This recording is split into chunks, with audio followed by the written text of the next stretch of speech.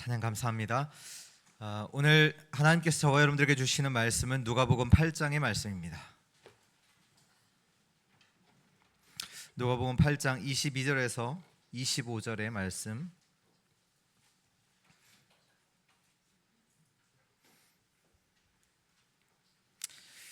아, 22절에서 25절까지 우리 한 절씩 기독하겠습니다. 하루는 제자들과 함께 배에 오르사 그들에게 이르시되 호수 저편으로 건너가자 하시매 이에 떠나 해선 때 예수께서 담에 드셨더니 마침 강풍이 호수로 내리침에 배에 물이 가득하게 되어 위태한지라. 제자들이 나와 깨워 이르되 주여 주여 우리가 죽겠나이다 한데 예수께서 잠을 깨사 바람과 물을 꾸짖으시니 이에 그쳐 잔잔하여 지더라. 제자들에게 이르시되 너희 믿음이 어디 있느냐 하시니 그들이 두려워하고 놀랍게 여겨 서로 말하되 그가 누구이기에 바람과 물을 명함에 순종하는가 하더라.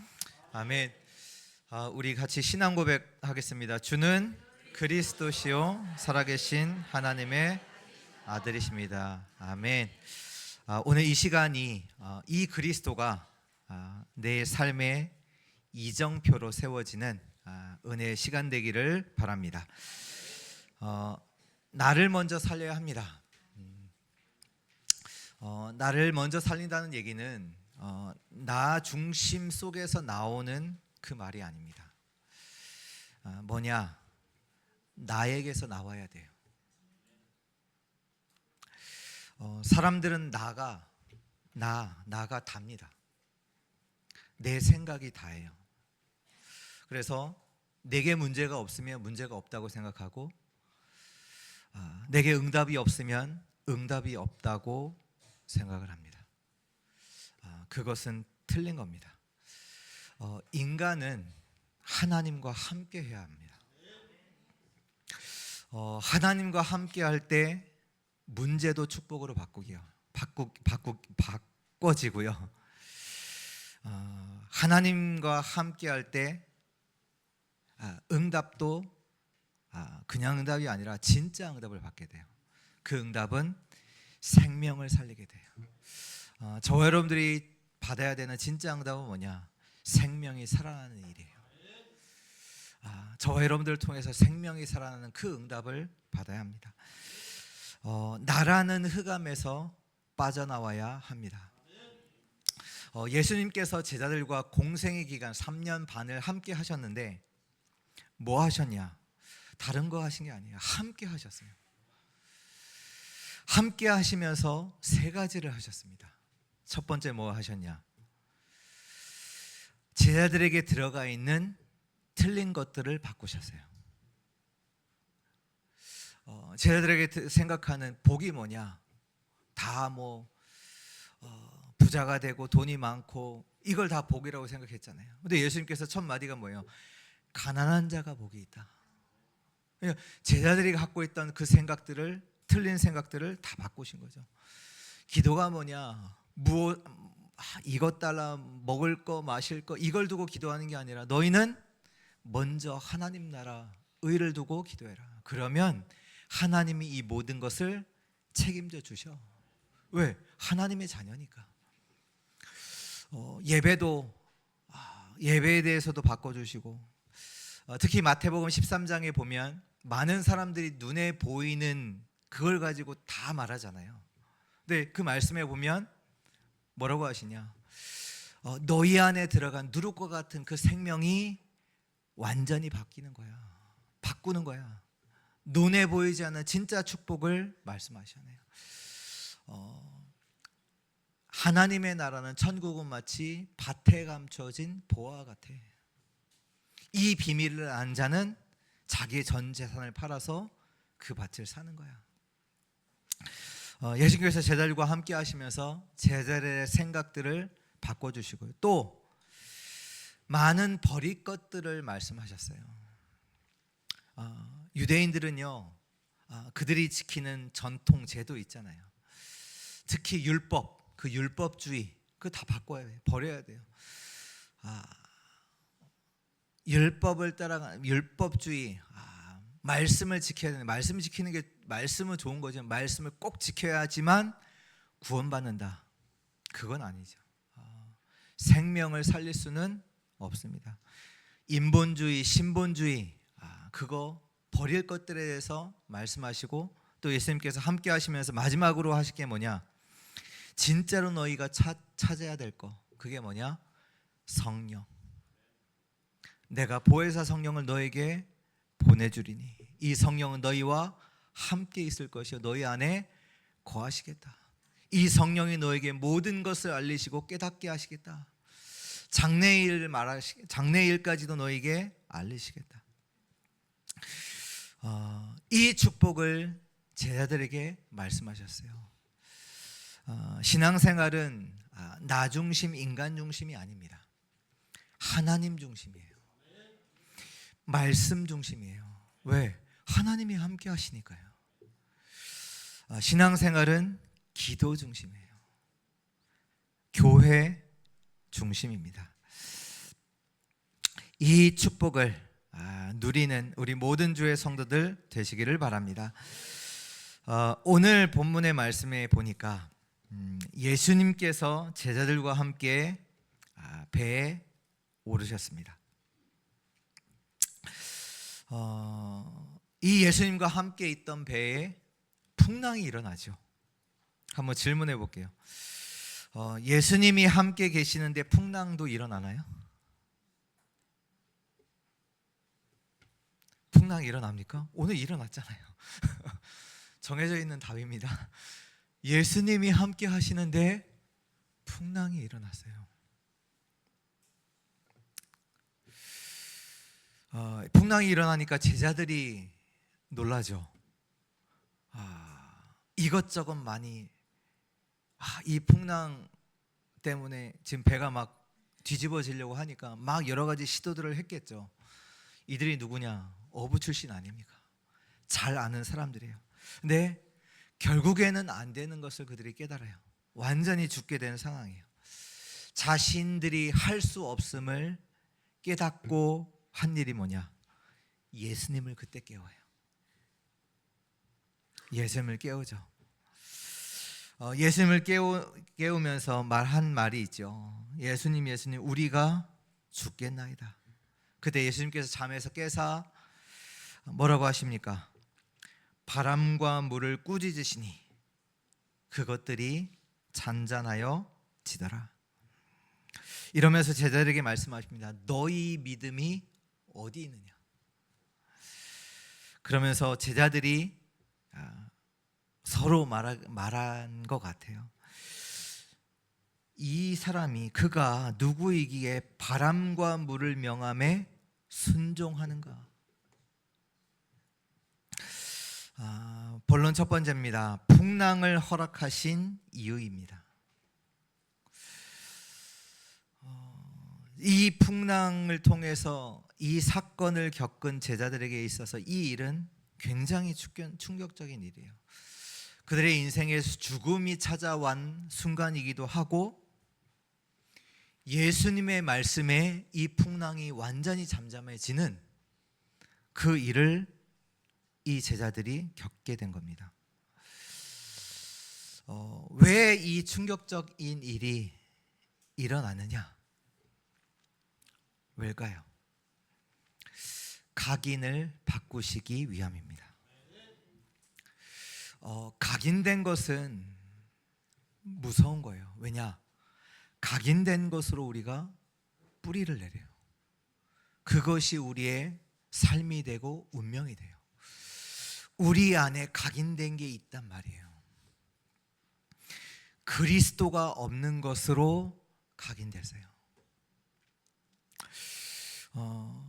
하나님이 없는 것으로 우리에게 각인됐단 말이에요. 그렇기 때문에 우리에게는 하나님의 응답이 시작되지가 않아요. 하나님과 상관없이 많은 사람들이 살지요.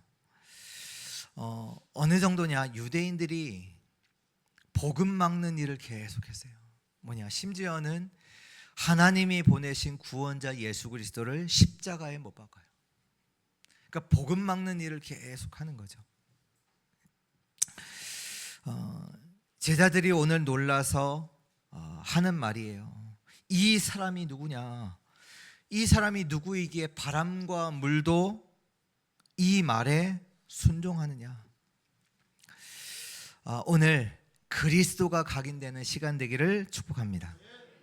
성도 여러분, 진짜로 예수가 누구십니까? 예수가 누구시냔 말이에요.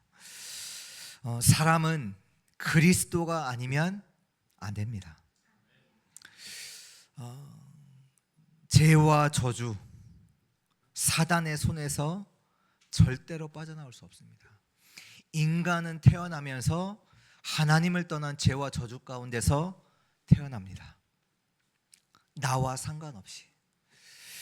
그래서 또한 지금도 알게 모르게 사단에게 속해 있고요. 사단에게 그 인생에 붙잡혀 있고요.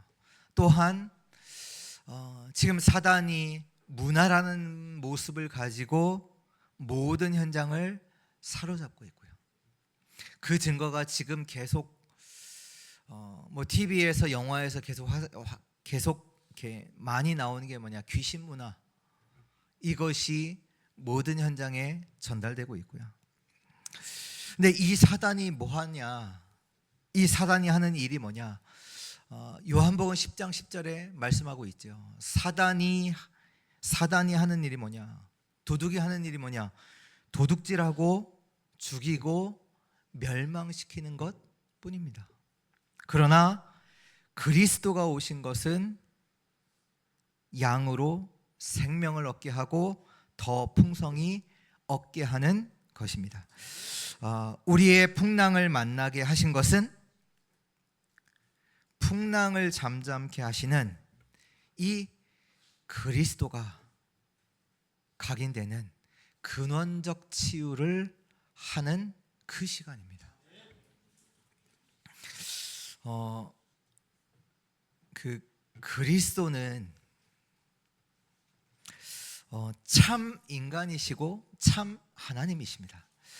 제가 신학교에 배울 때 이제 이 그리스도에 대해서 이제 배우는데요.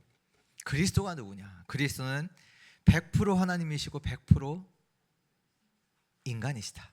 그래서 그 증거들을 성경에서 막 찾거든요. 여기에 나와요.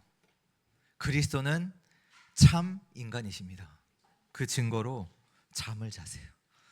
저희와 함께 그걸 찾는다니까요. 그리고 이 그리스도는 참 하나님이세요.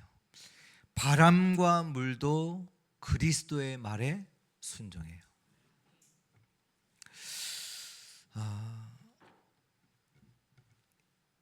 예수님이 이 풍랑을 통해서 제자들에게 각인을 바꾸는 시간을 주신 거예요. 얼마나 충격이 됐겠어요. 자기들이 곧 죽을 수 있는 그 위기에 예수님께서 한 말씀 하시는데 바람과 물이 잠잠해져요.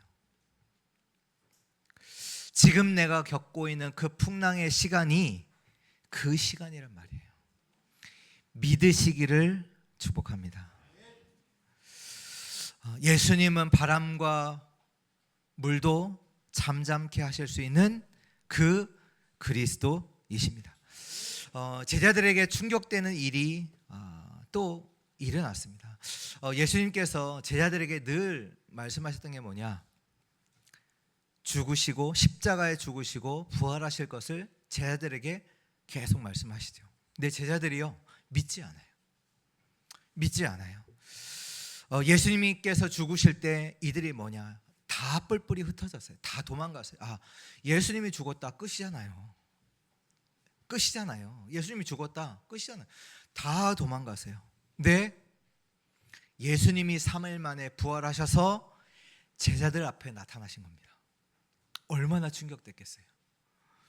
예수님이 죽었다 끝났다 하고 다 도망갔던 제자들 앞에 예수님께서 3일 만에 약속대로 부활하셔서 살아있는 모습으로 제자들 앞에 나타나신 겁니다.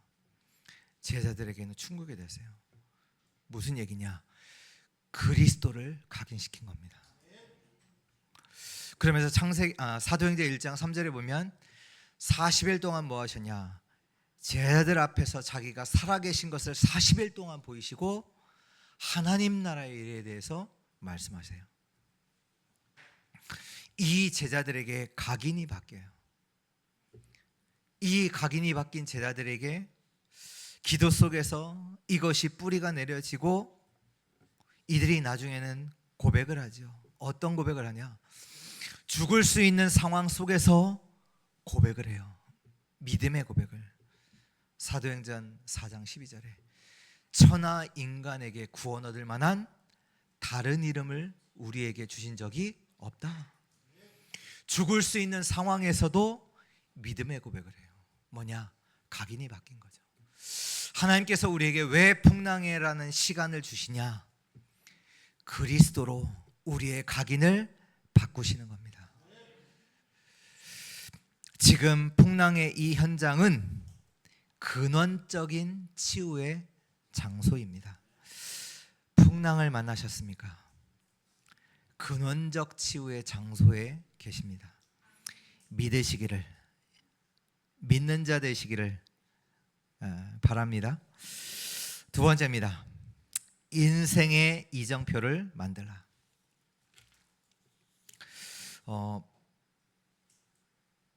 풍랑을 만났다.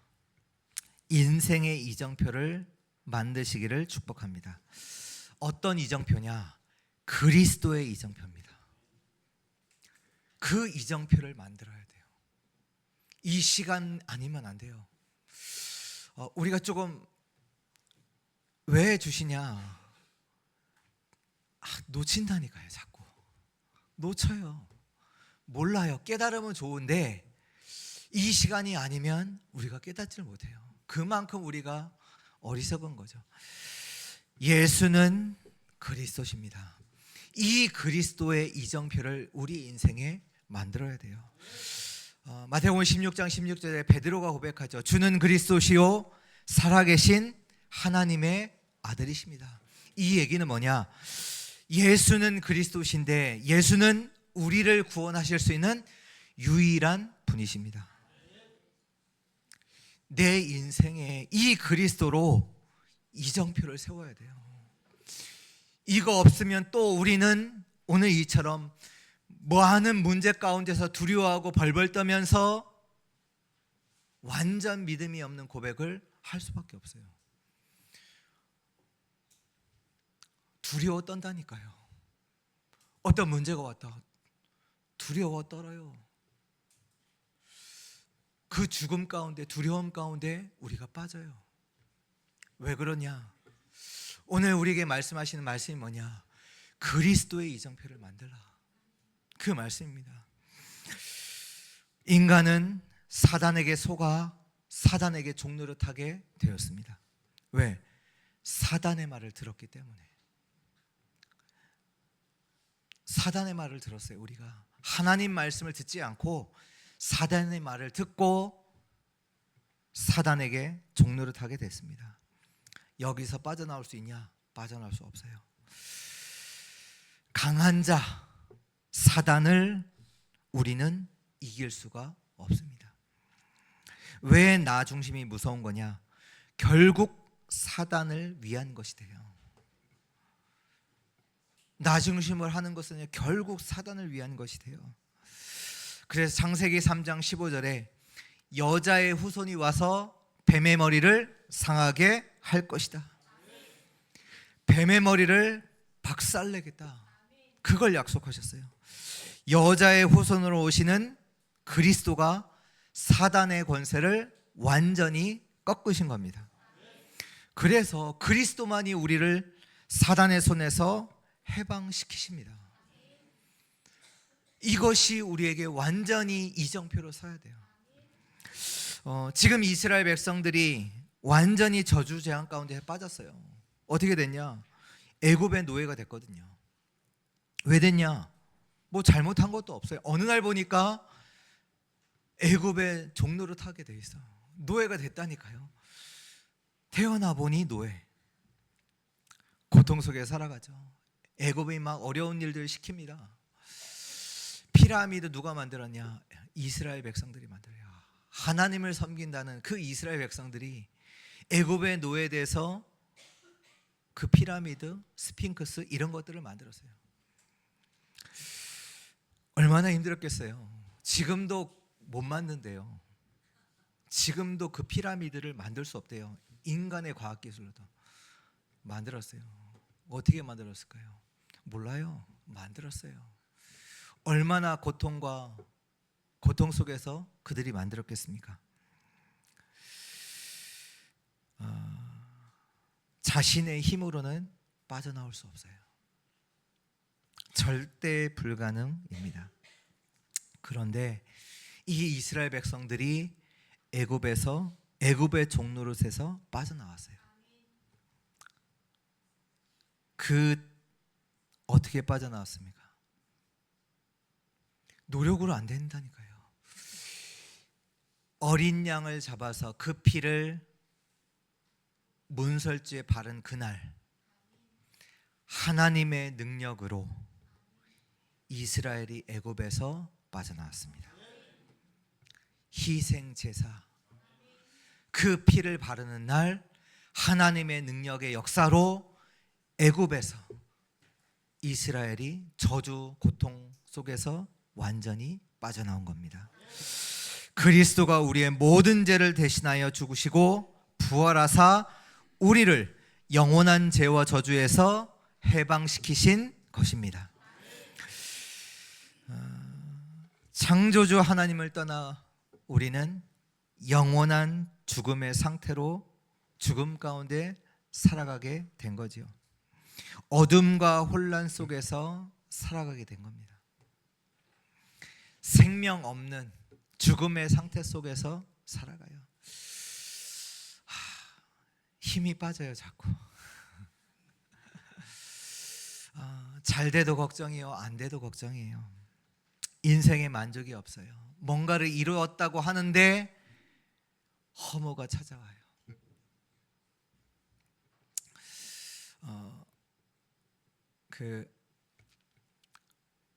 어떤 사람이 고백을 하더라고요. 자기가 제자들을 2명을 키워서 대회를 내보낸 거예요. 그러니까 그 피트니스 대회를 내보낸 거예요. 이 가르친 그 코치가 얘기를 하는 거예요.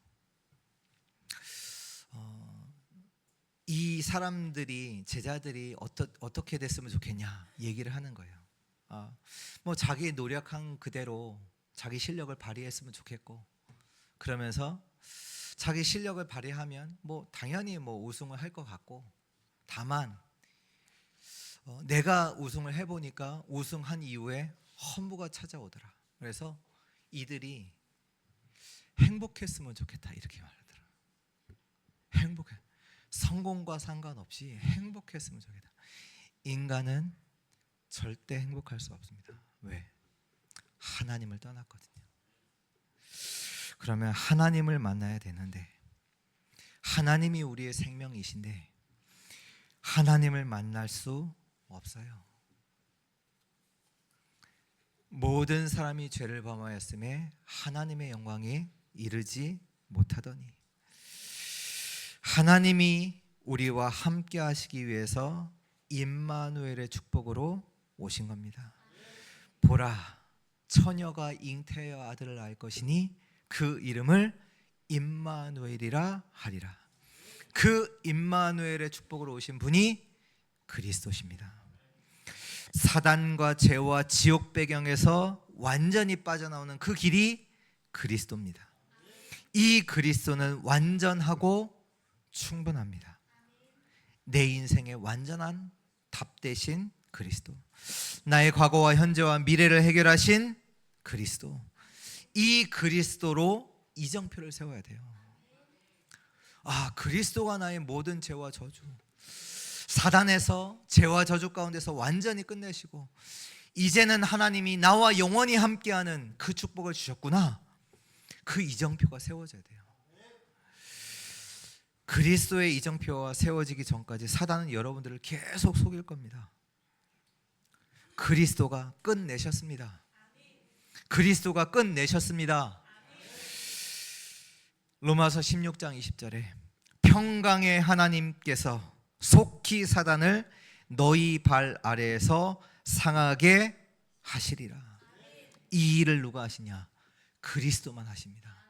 사단을 완전히 우리 발 아래 완전히 무릎 꿇도록 하시는 분이 그리스도십니다.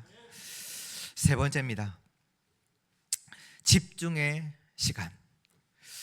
그렇다면 이 풍랑의 시간이 우리의 각인을 바꾸고 그리스도의 이정표를 세우도록 하시는 그 시간이라면 계속 풍랑을 만나야 되냐? 그게 되잖아요. 아니죠. 풍랑을 만나지 않고 우리의 각인을 바꾸고 그리스도의 이정표를 세울 수가 있는데 그게 뭐냐?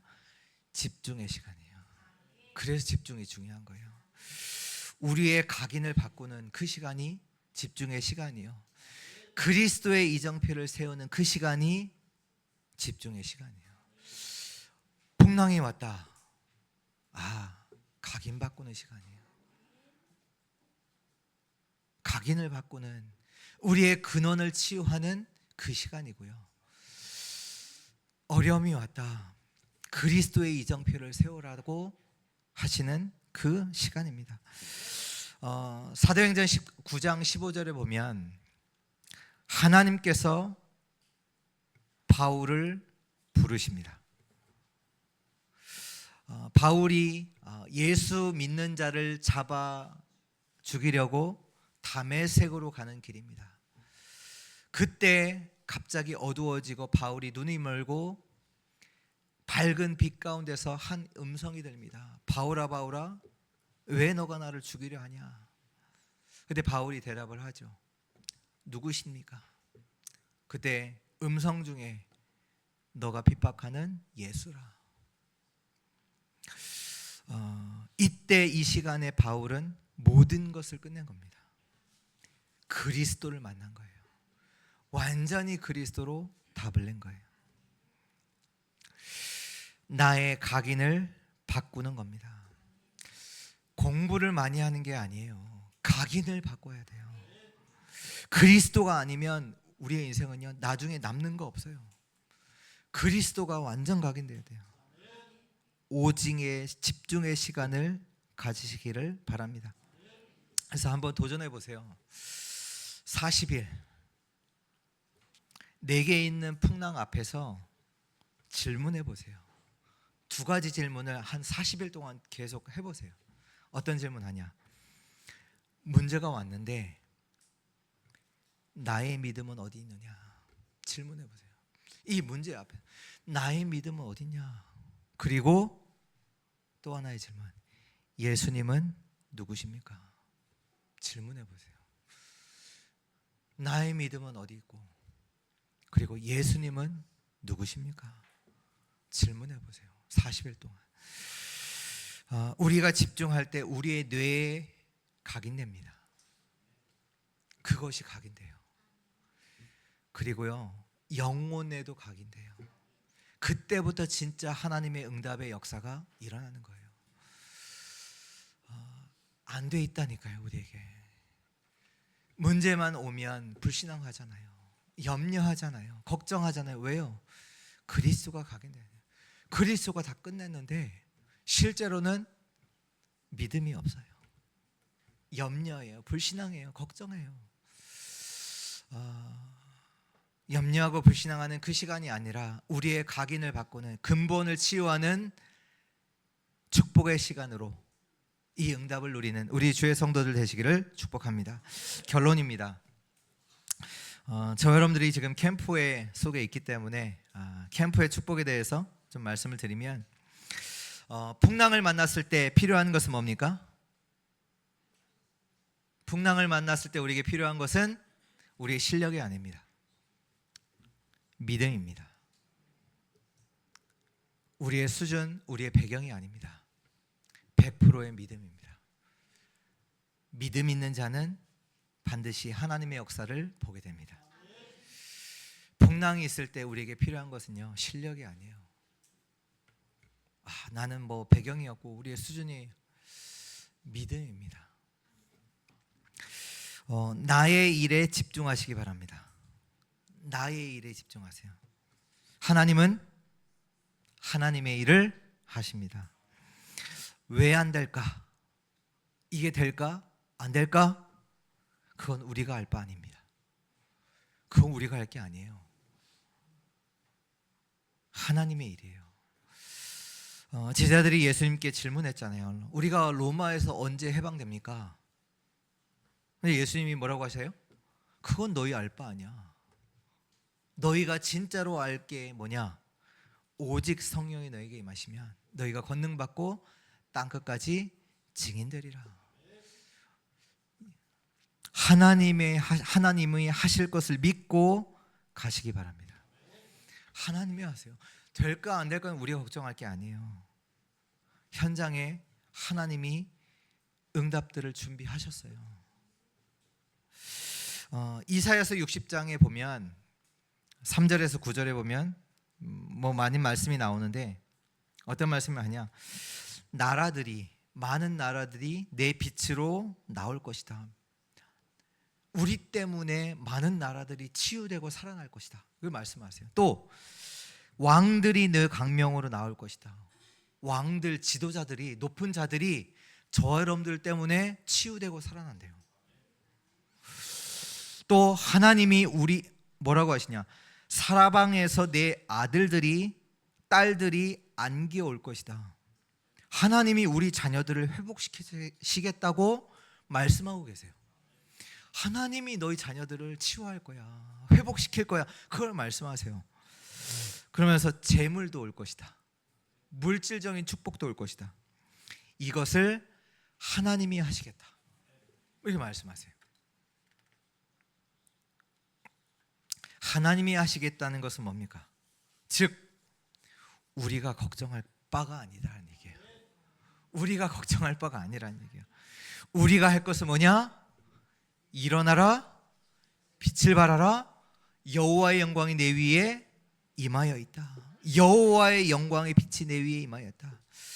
깜깜함이 만민을 가린다. 오직 여호와께서 내 위에 임할 것이다.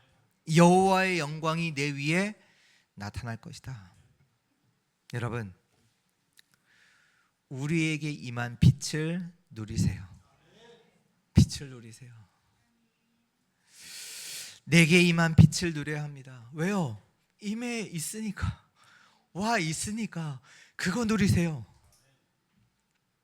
캠프는 내게 임한 빛을 누리는 겁니다. 내게 임한 빛을 최고로 누리는 한 주 되기를 예수 그리스도의 이름으로 축원합니다. 하나님 감사합니다. 오늘 예수 그리스도로 내 인생이 바뀌는 최고의 축복의 시간이 되게 하여 주옵소서. 내 안에 있는 모든 염려와 걱정, 불신앙, 두려움 완전히 치유되어지게 하여 주옵소서. 그리스도가 내 인생의 주인으로 이정표로 세워지게 하옵소서. 이 은혜를 이 시간 모든 주의 성도들이, 이 자리에 와 있는 모든 주의 백성들이 확인하고 누리게 하옵소서. 우리 주 예수 그리스도의 이름으로 기도합니다. 아멘.